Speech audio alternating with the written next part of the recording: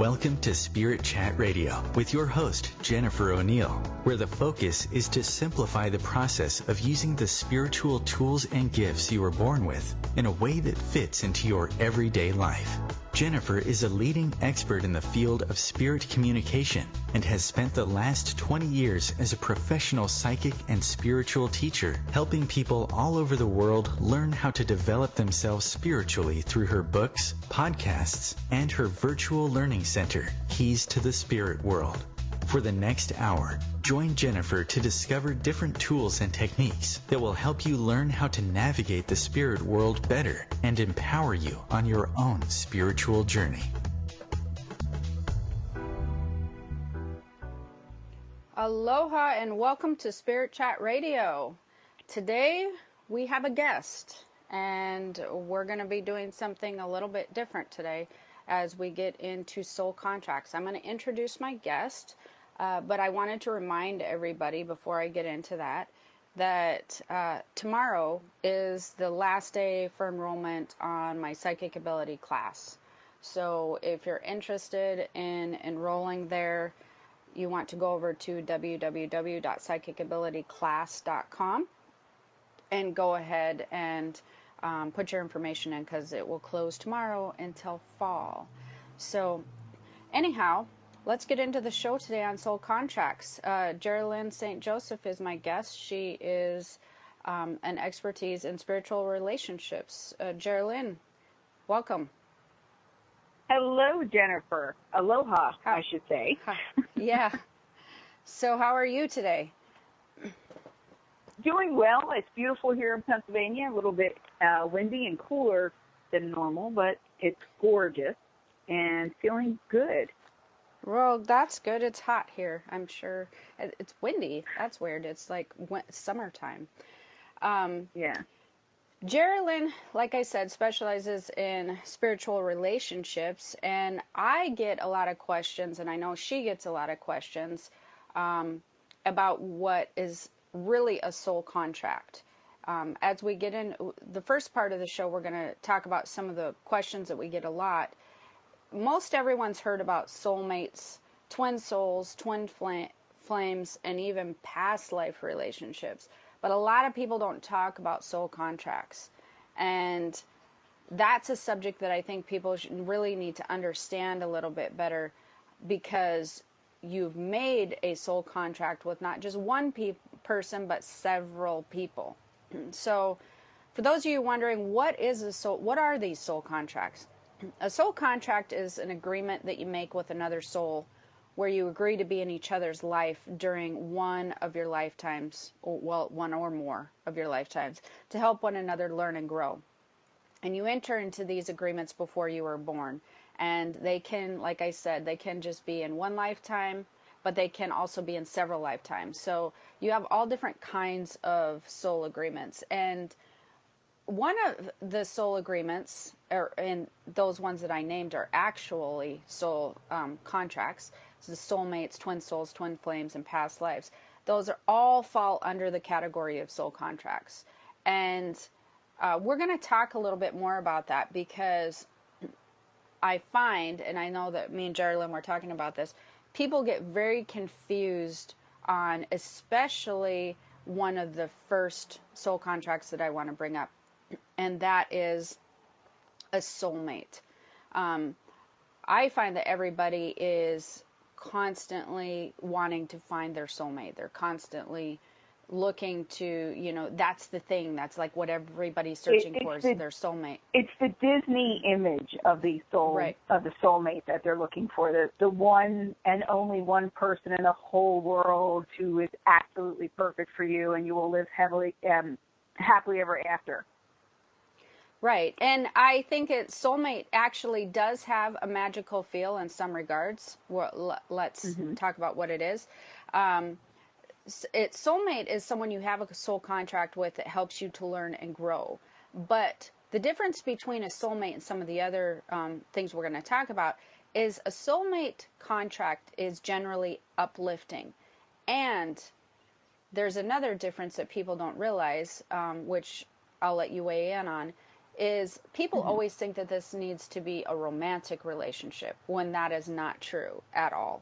Most not. soulmate contracts and relationships are not romantic. And so exactly. Do you find that? And even if they are romantic, they don't always last forever. Like, we think once we found a soulmate that you're done. And you can have a soulmate relationship with a romantic partner as your first love in high school or something like that, and they're just supposed to teach you about relationships, and then you move on.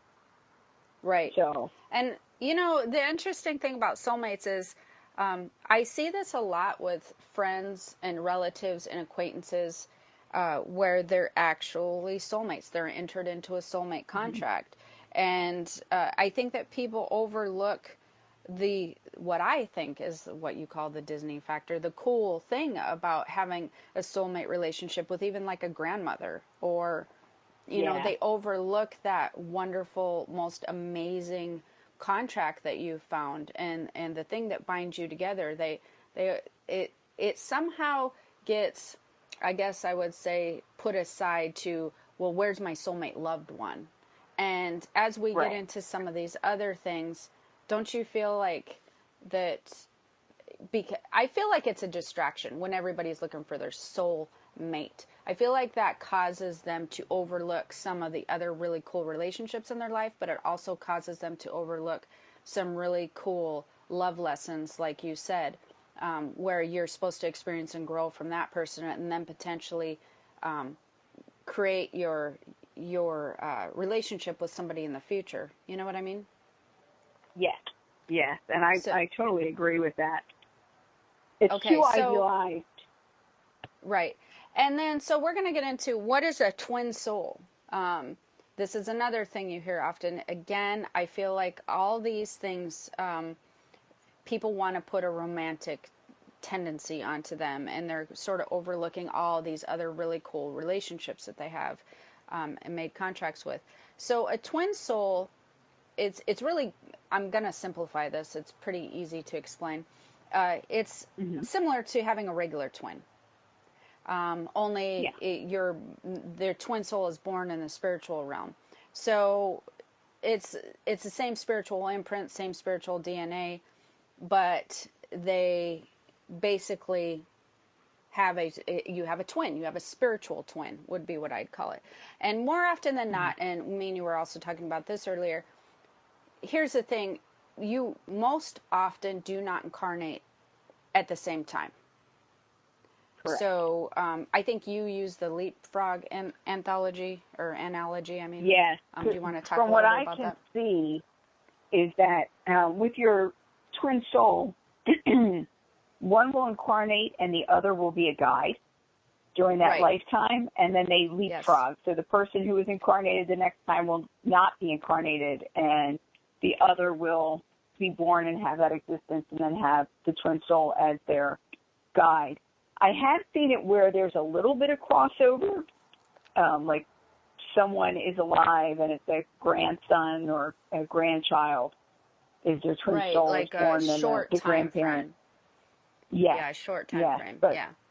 I don't know that I've ever seen them go through an entire lifetime together. That's basically the way I've come across them.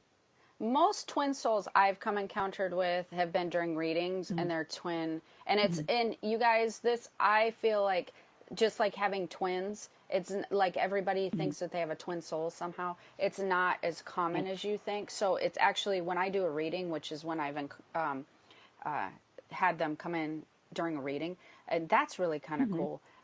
It's rare, more rare than you would think. It's not like a super common thing, but they will come through and have a very similar vibe as a spirit guide, because like Geraldine said, they're there to guide each other. But you can tell the difference. It's very strange, because it's like you're doing a reading for someone, and then that same person is also, or a very similar person is also right there. So it's like that you're talking with them in the spiritual realm, and then you're like talking to them physically at the same time, which is kind of interesting.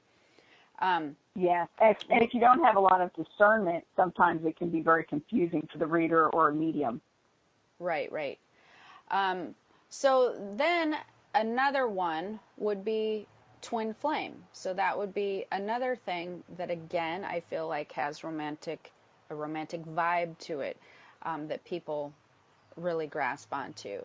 And that would be when when two people's soul desires and purpose marry each other, and they're a reflection of each other. And so they seem very similar as far as what they're wanting to do and what they're wanting to accomplish and that sort of thing. Their vibration is very similar. Mm-hmm. But twin flames, they can be romantic. All of these, well, I've never seen a romantic twin soul, though. Have you? No. That I haven't seen. No. I think that would be a little creepy. Strange. Yeah. So, but there are, and I keep reiterating, these are not all romantic relationships, but some of them definitely are romantic relationships. The reason I keep saying that is because I feel like everybody assumes that they're romantic relationships first. But that's not true. I would say that there's an equal amount of twin flames and soulmates that would be romantic. Yeah, I would say soulmates and twin flames is more like 80% are not romantic. Because if you think in your lifetime, how many people do you have? That's how many more times do you have accurate, a romantic relationship versus a friendship or something like that? Okay, so then... And with twin flames, I think the connection is often very intense when they first get to know each other. Right, super intense. And so we will get into that, as well as a cool subject I love talking about, which is past life connections. We will be back right after the break.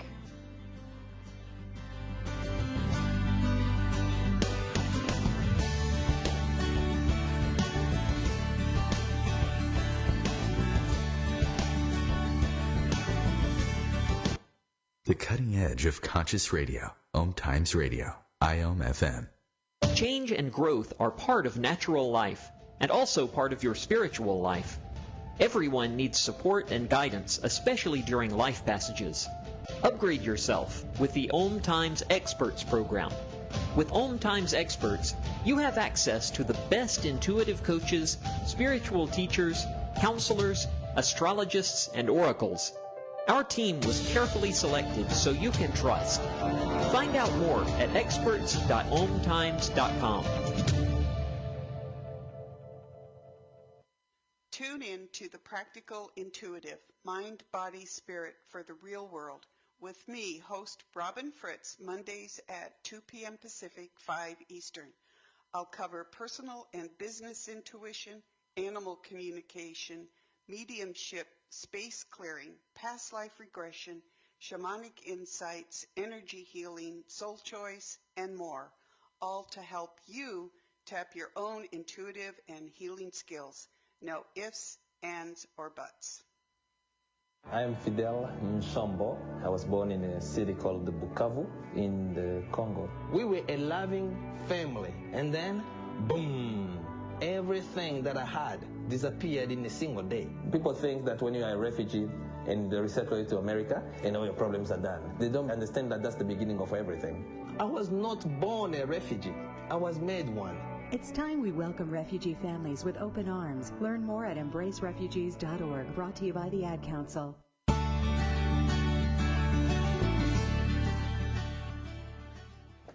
Welcome. We are back covering soul contracts. So we talked about soulmates, we covered twin souls, and we were just covering twin flames.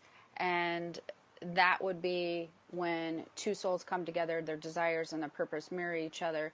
And they don't have to marry each other exactly, but I do see this often with friendships, tight friendships, and sometimes like siblings I will see it with, where they're very much a reflection of each other. I have a friend who was born one day after me, and our similarities are just oddly crazy. Like, even I remember in high school, it was so weird. We would actually, we would come to school dressed the same without even talking to each other.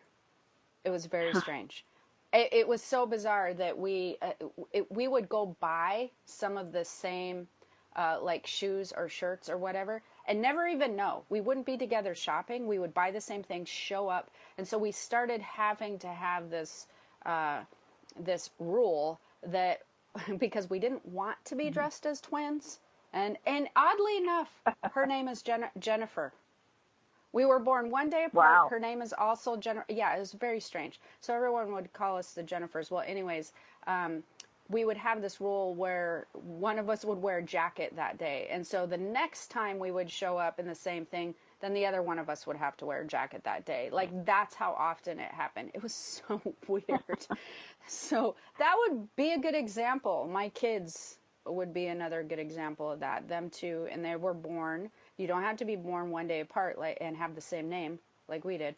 But my kids, they're 4 years apart, and those two, and one's a boy, one's a girl, they are, I'll tell you, a mirror image of each other in what they're feeling, what they're desiring, it's weird. It's like, it's cool, weird in a cool way.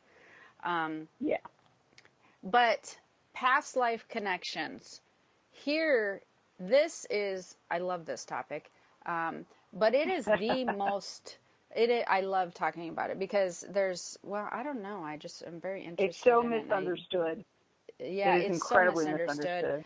And I see so much, like I do a lot of past life regressions and readings and whatnot, and it's just fun.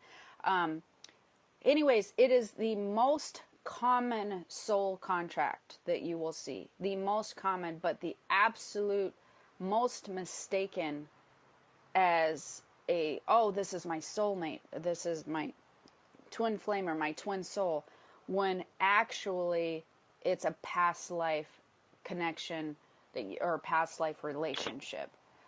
Someone who you've had a soul contract in other lifetimes. Do you see that very often? Do you find when you're doing the relationship Well, because readings? with a past life relationship, oftentimes with that connection, it'll be an intense connection also because your soul is recognizing the other person's soul. And then there's this immediate assumption, well, that must mean that we're great for one another, or we're supposed to be together. We've been together before, so we're supposed to be together now. And that's not always the case. So you really need to stay above board and be really honest with yourself. Does this person make you question your integrity? Or like, what is going on with this person? Are you really supposed to be around? You fight constantly. Mm-hmm. It's not always a comfortable thing. Yeah, I think what throws people off definitely is the intensity of the connection. And I think that the sound of the words past life connection makes people feel like it would be or past life relationship, that it would be a vague or a light connection because it was in another lifetime. When the opposite is true, like you said, your soul recognizes their soul, it becomes a very intense connection really quickly a lot of times. And so because of that, they go, oh yeah, definitely we're supposed to be together. I do a lot of readings on that. A lot of readings. In fact, I usually don't even have to talk to the person right away to go, yep, it's a past life connection, a past life relationship, that I know immediately, because they'll usually follow it up with, we're having all these issues, some toxicity, some negativity. You may have a soul contract with that person. It could be that you need to clear something up, some kind of karma and whatnot. But that doesn't mean you're supposed to be together forever. And God, no, they're not supposed to hit you or abuse you in any way. No. Or even just they just rub each other the wrong way, and they just cannot, they fight about everything. Sky's blue. No, it's not, Like, they just can't seem to get on the same page. And so for that reason, when you're dealing with a twin flame, a twin soul, or soulmate, most generally you're having an uplifted feeling. You're feeling good, or they raise your vibration in some way.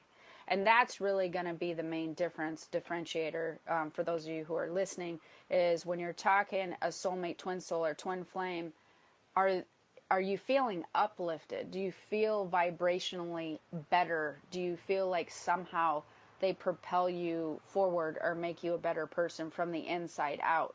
That's going to be your key indicator. Doesn't matter the intensity, but how does it feel? Good? Does it feel better? Whatever. As far as past life connection, you're potentially going to have the same intensity, only you're most likely, or past life relationship, you're most likely going to have some other issues that you're working through and having to deal with. And that will be a part of your soul contract. Sometimes people don't realize that their soul contracts can span lifetimes. So you may not have finished some business with that person in another lifetime, and now you have to revisit all that handling of that situation and learning from in another lifetime. So this brings us to another subject that I would like people to ask themselves is, have you ever been in a situation where you've misread your soul contract? And I would say, with another person, with a relationship or a person, and I would say that 99% of people do this at least once, or more often than once. I think that most people have a hard time reading their soul contracts with somebody, especially because you're in it. A lot of times if you're in it, right. You know, Well, and when emotions are involved, it's very difficult to, or it can be difficult to pull yourself away and look at things objectively. I think the number one thing is to be honest with yourself, to be honest with the other person. And I think what makes it difficult too for us is there are times when we feel like, or we think rather, that we're supposed to save somebody or do something specific for them. And actually the contract is to let go, or to give them the freedom to grow and fall and do whatever they need to do. And we feel like, well, it's got to be, you know, they came to me, they're sick, I have to make them well. And it's like, no, it's giving them the space and the support so they could do it on their own. And well, and I think that's a really good point, because I feel like sometimes relationships become suffocating in a way that you want to mold somebody, or you see the potential in them. Potentially, this is something I was talking about with somebody the other day. A lot of times people will be like, well, I see this person can be so much, like they have this potential and that potential, and they could just make so much of their life, but they're not, like, and it makes me crazy. And I have to, and I was telling this person, well, you have to remember though, that's their path. So that's their journey. They get to learn and they get to choose, and that's why we have free will. So that's the fun part of being here. You get to choose your own. It's kind of like do you remember the Goosebumps books, or like you get to choose your own ending? Oh, I love the Goosebumps books, yes. Yes. So you're taking the fun out of it if you're trying to not guide somebody, but you're trying to kind of, you know, pound rather them into than a little guide box. them, you're projecting. You're projecting on them what you want. Yeah. Right. So you have some to, of the you have to be careful.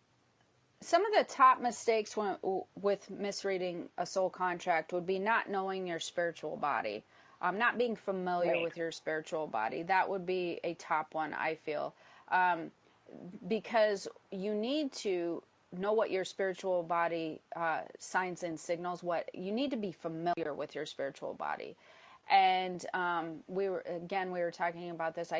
I know that a lot of people I come into contact.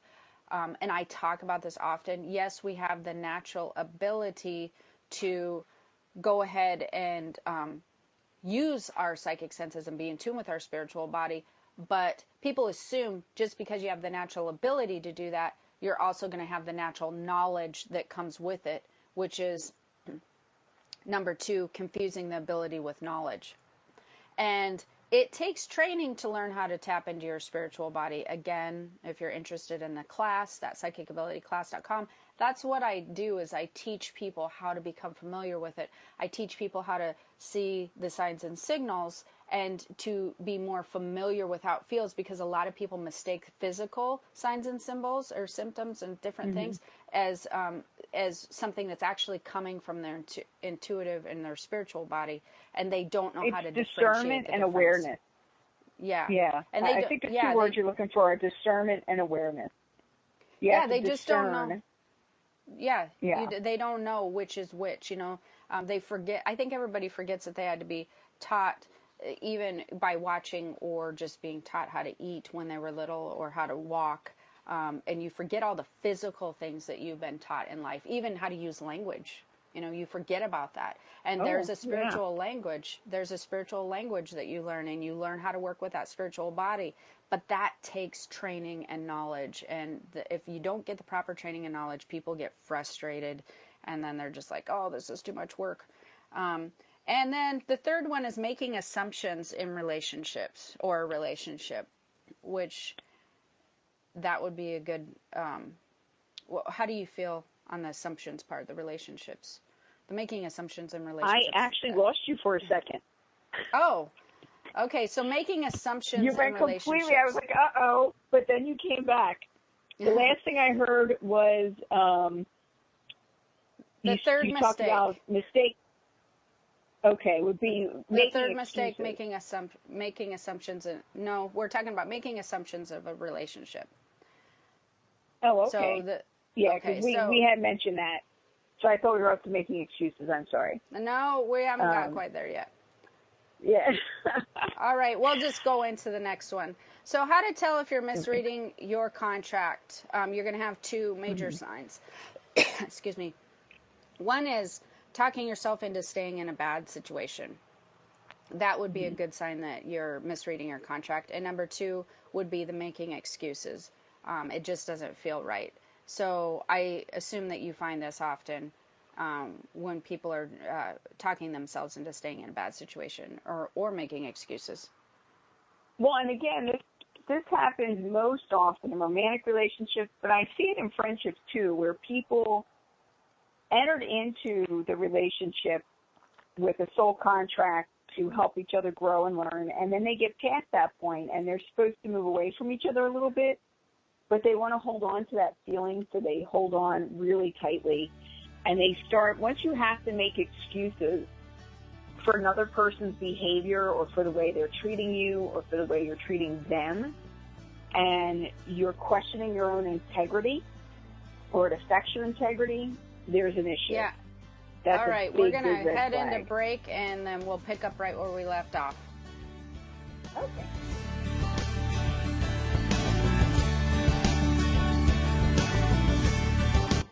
Bringing a more conscious lifestyle to your world. OMTimes Radio. IOM FM. Ascending Hearts is no ordinary dating site, but a spiritual dating site with a purpose, to link you with your soulmate. We engineer the serendipity so you can trust that you will attune with someone that has the same matching vibration as you. Ascending Hearts, the conscious dating site for the spiritually aware. Try Ascending Hearts for free. AscendingHearts.com. Hello, I'm Lisa Berry. Join me every Monday at 1 p.m. Eastern Time for Light on Living. A chance to see new, hear different, and feel more as I shine the spotlight on all the ways to lighten the load of life's challenges. Light on Living is your link to that new way you're looking for, that new understanding that will enhance your life, and that positive connection that will support your growth. So join me and you'll gain insight and start to see things in a new way that motivates you. You're not wired to have a response to this sound. You're neutral to it, and you can hear it repeatedly without feeling anything. But when we introduce a new stimulus, save the food, we've achieved pulling a natural or inborn response from you. Save the food, because 40% of all food in the US never gets eaten. Save the food. Cook it, store it, share it. Just don't waste it. For tips and recipes, visit savethefood.com. Brought to you by NRDC and the Ad Council.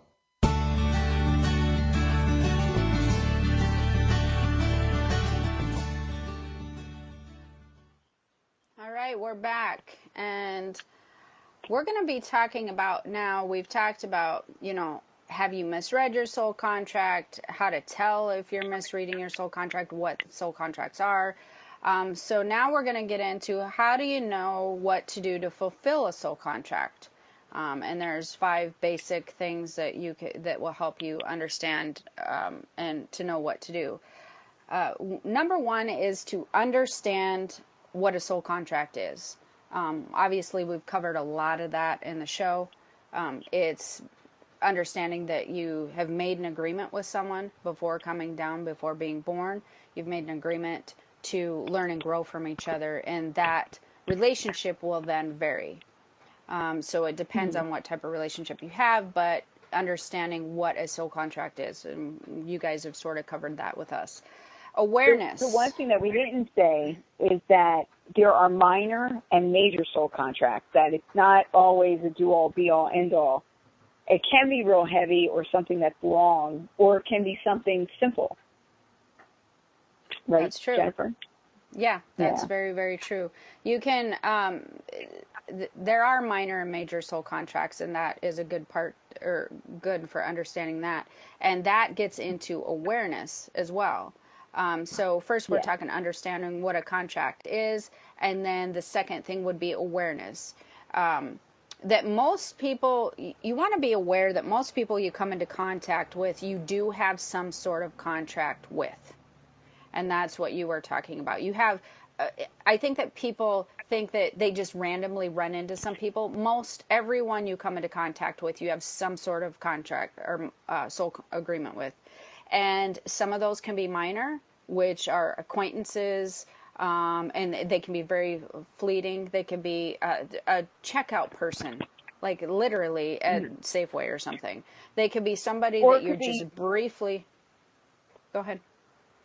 It could be minor to you and major to them. I've had people come up to me years after an incident where I said something that I said offhandedly that really changed the way they thought and changed their lives in some way. So to me, it was a minor thing, and to them, it was something major.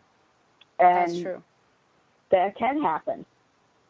And so then you also have the major ones, which can be something like you just said, where it had maybe even a fleeting word or piece of advice had some sort of major impact on somebody. But that usually also includes deeper relationships.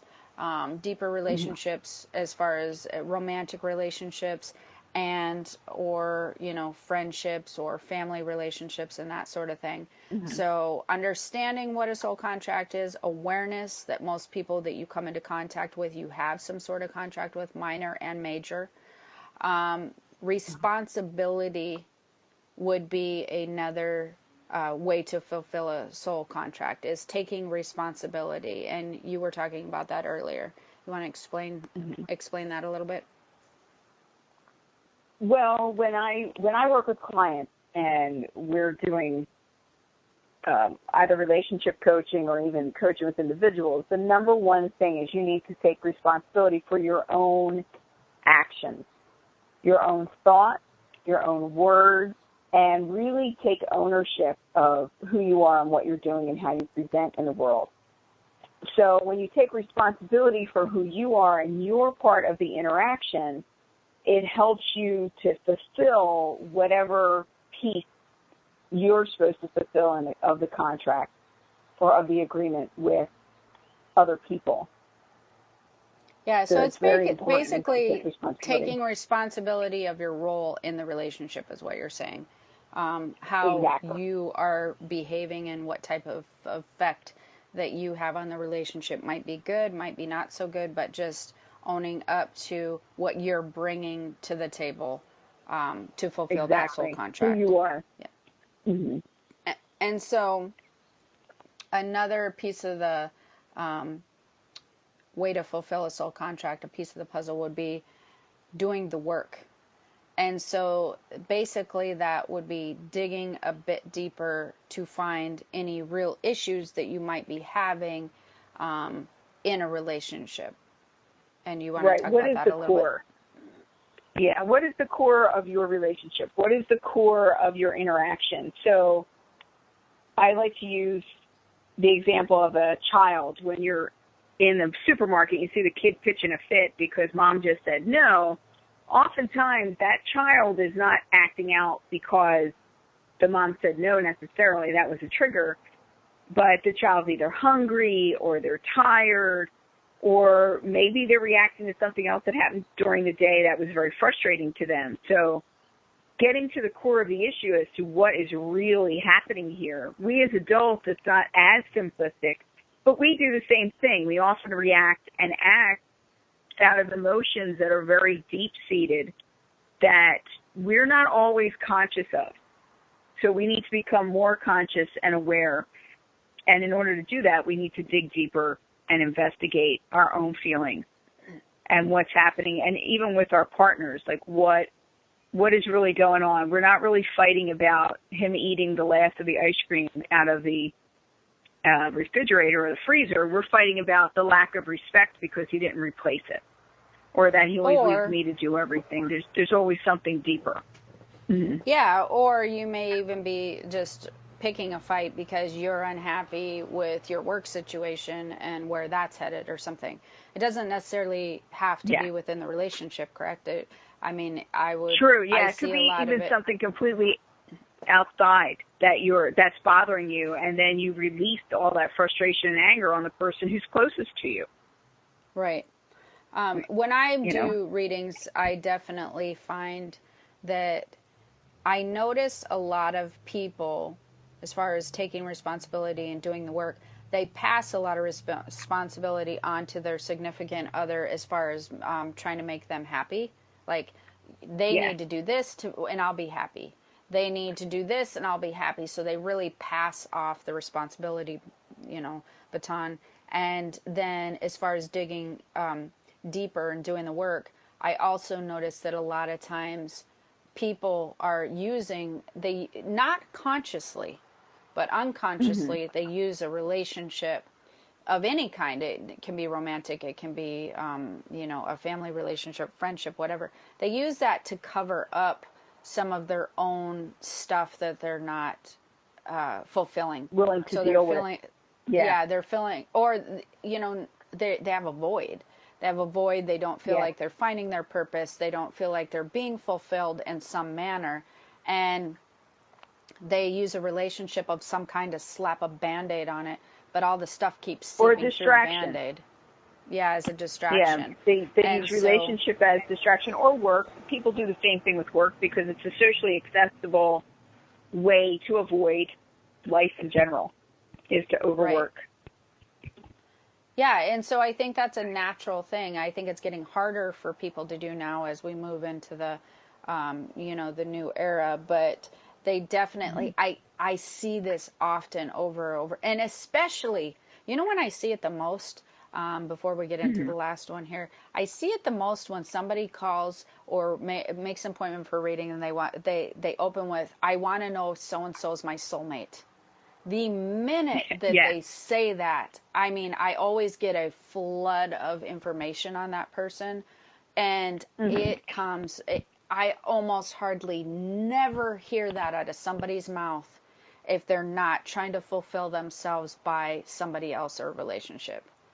Those people seem to almost always be missing something that's fulfilling on a personal level and on a soul level in their own life, and they... Well, and oftentimes, too, the other side of that is they're trying to avoid any kind of pain.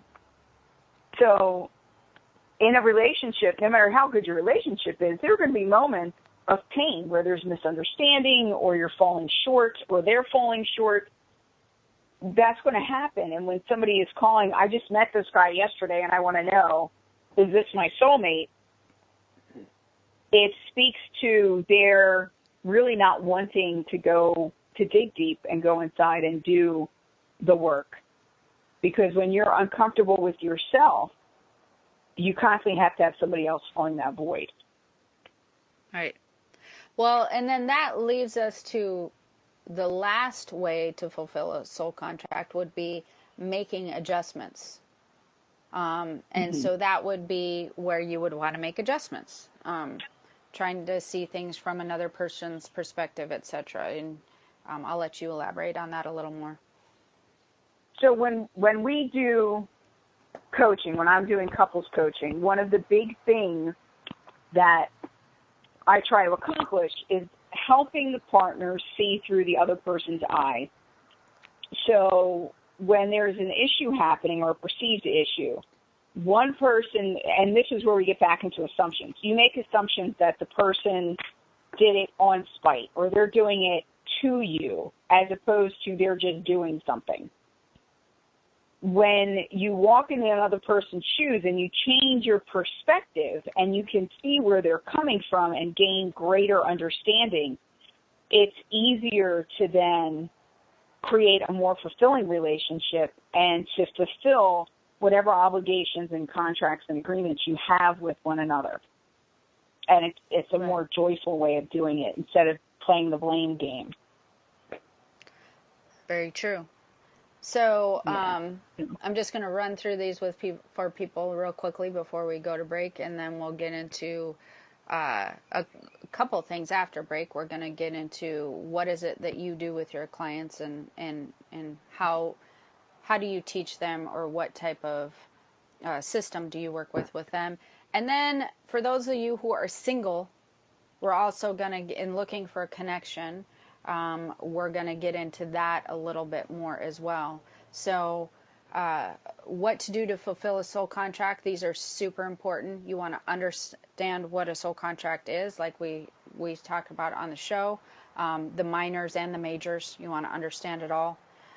You want to be aware, practice awareness, and remember that most people that you come into have some sort of contract with you. And you want to have responsibility, take responsibility for your role in any relationship that you play. Again, it doesn't have to be romantic, it can be, but you want to take responsibility for the role that you play and how you're affecting that dynamic in that contract, because you are also having an effect on that contract. And then do the work. You want to dig a bit deeper and make sure that you're finding the real issue, whether it be something of self or with the relationship itself. And lastly, you want to make adjustments and try to, make things better, see from another perspective. We'll be back with what to do after that, as well as something for singles after the break.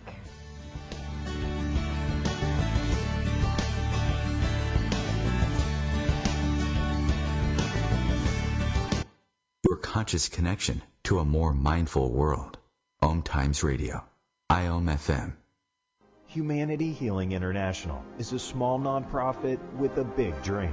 Since 2007, HHI has been working tirelessly to bring help to communities with little or no hope. Our projects are not broad mandates, nor are they overnight solutions, but they bring the reassurance that no one is alone and that someone cares.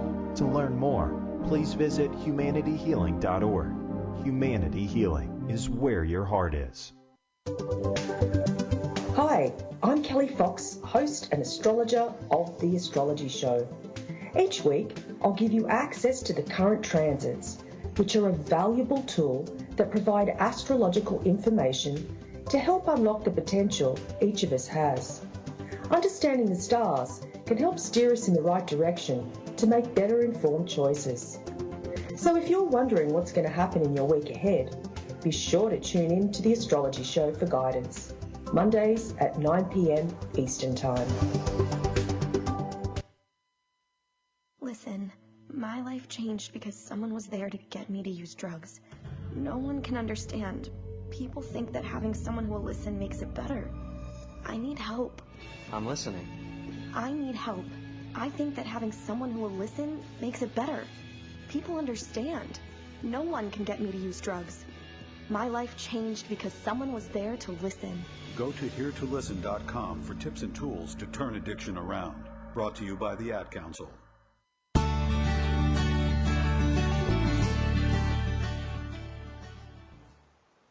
All right, we're back with what type of clients do you feel like come to you most often? What are you finding tends to be the fit for your relationship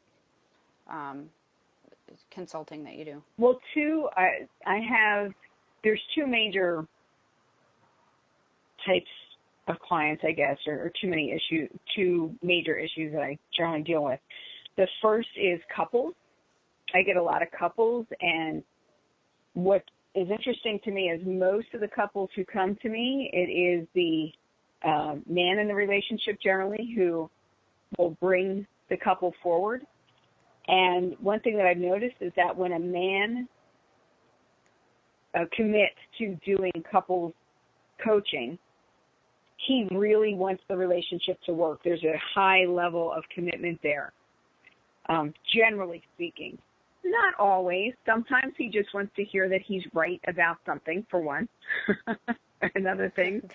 But couples are major. And then the other is familial relationships, mostly parenting, how to deal with kids and of all different ages, but especially school-age children who might be having problems in school. They might be getting bullied. They might not be talking to mom and dad anymore because they feel like they're not being understood, or whatever the situation is. But those are the two major. And I also have, I coach singles with relationships, how to look at your past relationships and the patterns that you've had in the past, and how to tweak the way you're putting yourself out in the world so that you are attracting the type of person you want to be with, and what that feels like, getting used to physically what it feels like, and having a better understanding of what a healthy relationship would look like and feel like for each person. So basically, there are couples who are probably trying to figure things out. You help them discern their soul contracts with each other and help them kind of try to iron out the bumps, so to speak, and move forward. We go with out, that. when I do counseling, when I do coaching, I do both. We tackle the mundane and the spiritual at the same time. I have a very holistic approach to things. And most of the couples that have come to me who are married couples are couples who are in crisis. I do counseling, like premarital counseling, or coaching, I should say, premarital coaching. And then I have had many couples come to me when they're in crisis, like there was an indiscretion, or somebody's cheating, or there's dishonesty. There's something that needs to be healed in the relationship, and they need to figure out whether or not it's a relationship that they want to maintain and nurture, or whether it's a relationship that would be healthier to let go. Right. So that's what I help people with. All right. And we're going to get into that. For those of you who are interested in learning more, Geraldine has some classes. And we'll let you know how to contact her, but we don't want to leave the singles out. So for singles looking for a connection, and those who are wanting to have, because it's okay to want that strong connection. I don't think there's anything wrong with wanting it. I think the problem is when you kind of heavily are looking for, and you slap a label on it instead of navigating. Yeah, the issue is not that they're looking for the connection. The issue is mistaking something like a past life connection or a chemistry for what can be a long-term relationship. Oftentimes, and also we think that passion is what we're looking for, when the root of passion is pain. Passion in a relationship oftentimes, and I'm not talking about romance, but what people call passion, oftentimes is a sense of fear. It's a fear of loss, and that's what creates that excitement. So that excitement leaves once you're in a committed relationship, and then you're like, oh, well, there's no passion. Well, that's okay, because you don't want the fear of loss. You want to have that stability. That's what a healthy relationship is trust. And it's learning what that looks like and feels like, and that doesn't mean there's a problem. That means it's a good thing. Right. Well, and one of the things that that definitely a good thing. Everybody wants passion. One of the things that I notice that is probably the biggest mistake, and I know that people get so sick of hearing this cliche about basically you have to kind of do the internal work and be whole to have the best relationship. So basically, once you figure out what fulfills that void that you have, and I have had so many readings over the years. I'm sure you've had these, but it's mind-boggling to me the amount of people who come to me, and you can tell and you can feel it, and even when you do the reading, it's very clear that they are not fulfilled on a soul level. that they are searching outside of themselves, and it's usually for a relationship to give them some type of, fulfillment on a soul level, which is not really fulfillment. Again, it's the Band-Aid. So that right. I find... I think, yeah. Well, it's because it's part of our culture. You complete me. No. I should be completed already. Nobody else should complete me. I need to be complete in and of myself and be a whole person and enjoy my own company before I add someone else in. Because if I don't enjoy being with me, why would you enjoy being with me? And if I'm not complete, that's not your job to fill me. Right. That's a lot of pressure, in fact. It's very unfair. And I teach self-empowerment. That's the major. Before I will go into, I teach other courses like attracting love and heart repair and heart maintenance, nurturing of a relationship. But before I will go into any of those, you have to take the self-empowerment course, because if you are not full, if you are not a complete whole self and feel comfortable in your own body, no matter what kind of a relationship you enter into, it's going to be lopsided. Yeah, it doesn't work. That's the thing. It's such a dictation for the relationship, or you're going to attract somebody very like you, which is just a whole bunch of disaster. And so people just underestimate that. They just, I need to find happiness. I understand, whatever. And it just seems very hard to do. Well, it is hard if you're not really focusing on it. It's just like that Friends episode where Rachel was like trying to explain something that she was hearing from her boss. And she goes, I don't know. He was mumbling. And they were like, well, was he mumbling because you weren't listening again? It's, if you're not focusing on it and paying attention, it's really super hard. And that's about taking responsibility again. So, and the thing is, you don't find happiness, you create it. You make a decision that this is how you want your life to be, and then you do the work to get there. You make a decision, but you also, the word joy. You also make different choices. You choose wisely. Right, you make the decision and you do the work. Exactly. Everybody just assumes that you're, I don't know. I feel like a lot of people just too much go with the flow of what everybody else is doing, and they think that they're supposed to be doing. They don't make choices uniquely to their life and their own desires. And that doesn't even make any sense. I mean, if you think about it, why would you choose what everybody else is doing when everybody has unique individual desires? And then you're frustrated and unhappy. Well, because people want to fit in and they want to be accepted, and that's understandable, and it is a need because we are basically like herd animals. But I mean, that's a whole nother show. I think a lot of it's because it's easy. Truthfully, I think it's just easier for some people. But that being said, before we get to the end of the show, how do people contact you? Talk about your classes and what you do and where to go. I am online everywhere, but the primary place for my coaching blog and what I offer so far as coaching couples and so on is at gabrielstrumpet.net. You can also contact me via email at Geraldine, Geralyn, Geraldine at voiceofspirit.com, voiceofspirit.com. I would recommend going to my website. I have GeraldineSt.Joseph.com also, which that has everything. It might be a little overwhelming, so that's why I'm telling people about that GabrielStrumpet.net, because that focuses on coaching specifically. I have my self-empowerment they can email class you at the Geraldine at Voice of Spirit then. Put Spirit Chat in the subject line if you're wanting to know anything pertaining to the show. That'll make it easy for you and for them. Exactly. So mention that you listened. Yeah. So if you forget any of the other links, email Geraldine at Voice of Spirit, put Spirit Chat in the subject line, and she'll send them to you also. But then like you had also mentioned, you do self-empowerment course for those who are singles. I think that would be a good course for those to take as well, because that and I'm helps on them. Facebook. We do have a Facebook page for self-empowerment, so you can look me up on Facebook also. Right.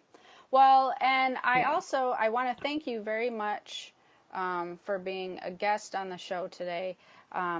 Before we wrap up here and the music starts playing, I want to remind everybody, if you are interested in my spirit community, the Higher Purpose Learning Group, which we do a lot of spiritual discussions over there, you definitely want to go to my www.keystothespiritworld.com. Up in the right corner, there will be a tab that says Spirit Community. It's free. Like I said, we have lots of discussions. It's a safe place. I have a lot of people that are like, I can't talk about this with my friends and family. It's weird, or they think I'm weird, and I have nowhere to go. And so that's a good place for you to just ask questions. And another thing, they're like, oh, this might be a weird or a silly questions. Nothing's weird or silly. Definitely check it out. I think that you will enjoy it. And if you're interested in developing your spiritual body, relationship, and knowledge, that psychicabilityclass.com ends today. So until next time, we will see you next Wednesday. Aloha. And this is Geraldine St. Joseph saying aloha to everyone. Bye-bye. Bye.